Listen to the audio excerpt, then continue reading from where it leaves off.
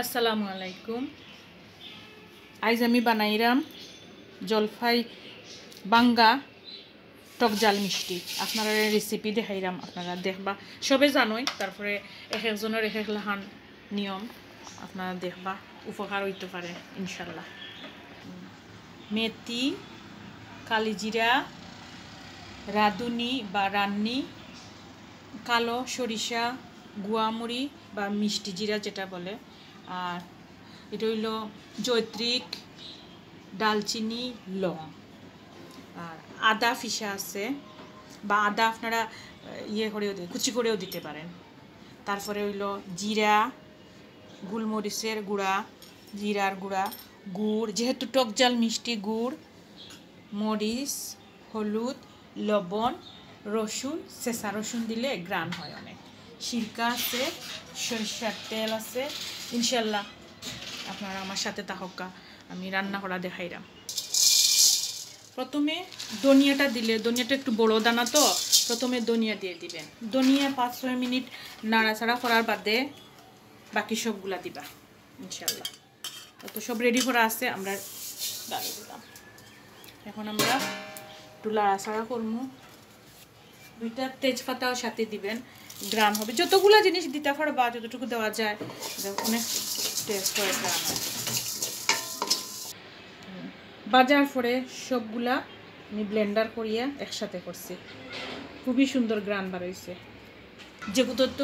যতগুলা আপনারা দেখছিলা, মেথি, কালিজিরা, যা যা আইটেম দেখছিলা, সবগুলা আমি বাজছি, দেখাইছি আপনারা বাজা, আর এটা এরপরে ব্লেন্ডার করা। যে বাজা মশলাগুলার সাথে জিরা বাজা আর গোলমরিচের গুঁড়া দিলাম একসাথে করিয়া। যখন আমি সিরকা দিয়ে মিক্সড করবো, তখন আমরা লাগে ইজি হইব, আর মশলাটা চেকচা করিয়া উড়িয়া যেত না। মরিচ, হলুদ। এখন আমি সিরকা দিব।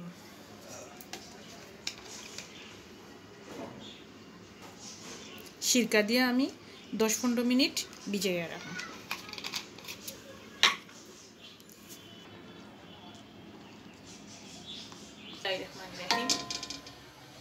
প্রথমে আমরা কড়াইটা গরম হইল, তারপরে আমরা 1 কাপ সরিষার তেলটা ভালো করে গরম হওয়ার পরে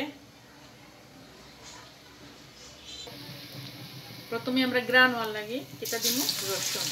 যে কোনো জিনিসও রসুনটা খুব গ্রান, আর সরিষার তেলের লাগে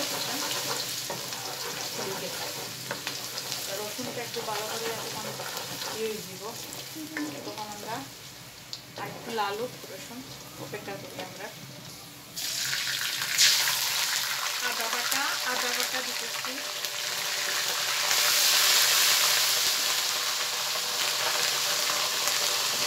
এখন আমি যে সবগুলা মশলা একসাথে সিরকা দিয়া ভিজাইয়া রাখছিলাম, ওগুলা সব দিলাম।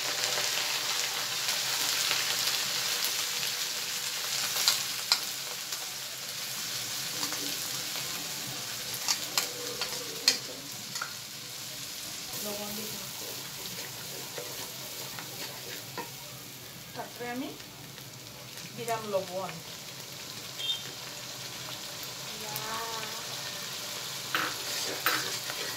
আপনারা একটু যখন মশলাটা গ্রেভি লাল হয়ে আসবে, তখন আপনারা খেয়াল রাখো, কোনো সময় আপনারা পানি জলপাই লাগাইবে না। যে কোনো আচার যখন বানাইবে, তখন ভালো করে ড্রাই করিয়া করবা, তখন নষ্ট হয় না। আমি আচার দিলাম, মানে জলপাইটা দিয়ে দিলাম।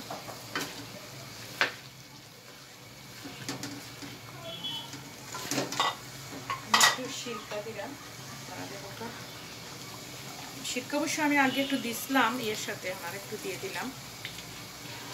আর আসলে সত্য কথা যেটা, আমি 2006 সালে যখন সিলেট মহিলা সংস্থা ট্রেনিংয়ের আচার ট্রেনিং করেছিল, তখন আমি ট্রেনিং নিয়েছিলাম। আমি অবশ্য অনেক আচার বানাইছি, অনেক আচার সেল দিচ্ছি।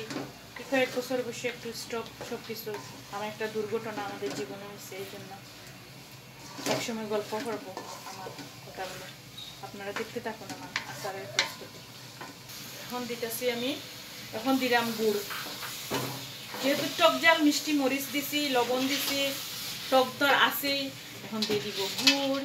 আর গুড়টা এত সুন্দর কালার আসে, অসম্ভব কালার হয় গুড়ে। আপনারা চাইলে চিনি দিয়ে করতে পারেন, গুড় দিলে কালার সুন্দর হয়। চিনি দিয়েও করে অনেকে, আমিও করি। কেমন কালার হয়েছে দেখুন তো। প্রথম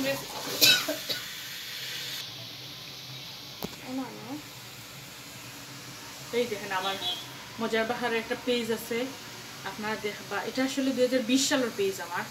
আমি আসলে আমার একটা দুর্ঘটনার কারণে এটা আপাতত বন্ধ আছে। এখন মনে হইলে যে আবার আপনাদের সাথে আমি হয়, নিজে ব্যস্ত থাকলে ভালো লাগে। আমার আচার কিন্তু বানানো ডান, শেষ। আপনারা যখন বইয়ামও রাখবা বা বক্সে রাখবা, ঠান্ডা করিয়া রাখবা। আর চামচটা মাঝে কোনো সময় পানি লাগবে না। যে চামচটা দিয়ে তুলবা, চামচটা বালা করিয়া একটা কাপড় দিয়ে ফুসিয়া তারপরে মানে যে মজা হইব লাগে। হ্যাঁ, খুব মজা হইব ইনশাল্লাহ।